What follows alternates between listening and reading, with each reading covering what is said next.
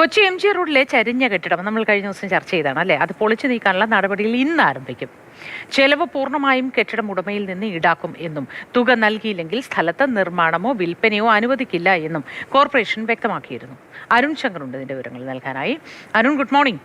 കെട്ടിട ഉടമയുടെ ചിലവിൽ പൂർണ്ണമായും കെട്ടിടം പൊളിച്ചു നീക്കാനുള്ള നടപടികൾ ഇന്ന് ആരംഭിക്കുകയാണല്ലോ. എന്താണ് വിവരങ്ങൾ? എപ്പോഴാണ് ഇതെങ്ങനെയാണ് പൊളിച്ചു നീക്കൽ നടപടികൾ നടക്കുക?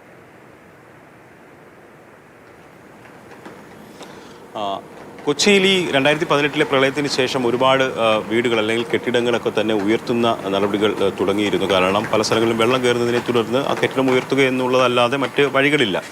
ഈ ഒരു പശ്ചാത്തലത്തിലാണ് ഈ കെട്ടിടവും ഉയർത്തിയത്. അങ്ങനെ ജാക്ക് വെച്ച് ഉയർത്തുന്നതിനിടയിലാണ് കെട്ടിടം ചരിഞ്ഞതിന് ശേഷം ഈ കെട്ടിടം നിവർത്താനായിട്ടുള്ള ശ്രമങ്ങൾ ഉടമയുടെ ഭാഗത്തു നിന്ന് ഉണ്ടായിരുന്നു, അത്തരത്തിലുള്ള നീക്കങ്ങൾ ഉണ്ടായിരുന്നു. പക്ഷേ കോർപ്പറേഷൻ ഈ വിഷയത്തിൽ ഇടപെടുകയും കോർപ്പറേഷൻ്റെ ടൗൺ പ്ലാനിംഗ് വിഭാഗം ഇവിടെ വന്ന് കെട്ടിടം പരിശോധിച്ചപ്പോൾ ഇത് പൊളിച്ചു നീക്കുക അല്ലാതെ മറ്റു മാർഗ്ഗങ്ങളില്ല എന്ന് കണ്ടെത്തി.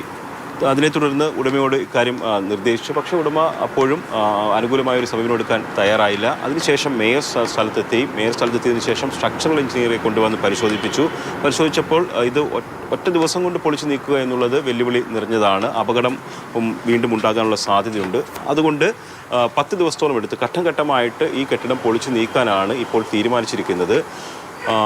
അതോടൊപ്പം തന്നെ കെട്ടിടം കോർപ്പറേഷൻ്റെ മേൽനോട്ടത്തിൽ തന്നെ പൊളിച്ചു നീക്കിയതിന് ശേഷം ഉടമയിൽ നിന്ന് അതിന് ചിലവായ തുക ഈടാക്കാനാണ് നിലവിൽ കോർപ്പറേഷൻ തീരുമാനിച്ചിരിക്കുന്നത്. നേരത്തെ പറഞ്ഞതുപോലെ ഉടമ അത് നൽകാൻ തയ്യാറായില്ലെങ്കിൽ ഈ ഭൂമി നിൽക്കുന്ന സ്ഥലത്ത് പുതിയ കെട്ടിടം നിർമ്മിക്കാനുള്ള അനുമതിയോ അല്ലെങ്കിൽ ഈ ഭൂമി വിൽക്കാനുള്ള അനുമതിയോ നൽകില്ല എന്നുള്ളതാണ് കോർപ്പറേഷൻ്റെ തീരുമാനം. സമീപത്തെ കെട്ടിടങ്ങൾക്കുൾപ്പെടെ ഇപ്പം ഭീഷണി ആയിട്ടുണ്ട്. കാരണം സമീപത്തെ കെട്ടിടത്തിലേക്കാണ് ചരിഞ്ഞ് നിൽക്കുന്നത്.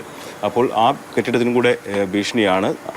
കെട്ടിടത്തിന് മുന്നിലെ ഈ ചരിഞ്ഞ കെട്ടിടത്തിന് മുന്നിലെ ഒരു ജൂവലറി ഉണ്ട്. ആ ജൂവലറിയുടെ പ്രവർത്തനം താൽക്കാലികമായി നിർത്തിവെച്ചിരിക്കുകയാണ്. അങ്ങനെ സമീപത്തെ കെട്ടിടങ്ങൾക്കൊക്കെ തന്നെ ഭീഷണി ഉയരുന്നുണ്ട്. അതുകൊണ്ട് ഇത് എത്രയും വേഗം പൊളിച്ച് നീക്കാനാണ് കോർപ്പറേഷൻ തീരുമാനിച്ചിരിക്കുന്നത്. അത് ഇന്നു മുതൽ തുടങ്ങും. ഒരു 7 മുതൽ 10 ദിവസം വരെ എടുത്ത് ഈ കെട്ടിടം പൊളിച്ചു നീക്കുമെന്നാണ് കോർപ്പറേഷൻ അറിയിച്ചിരിക്കുന്നത്.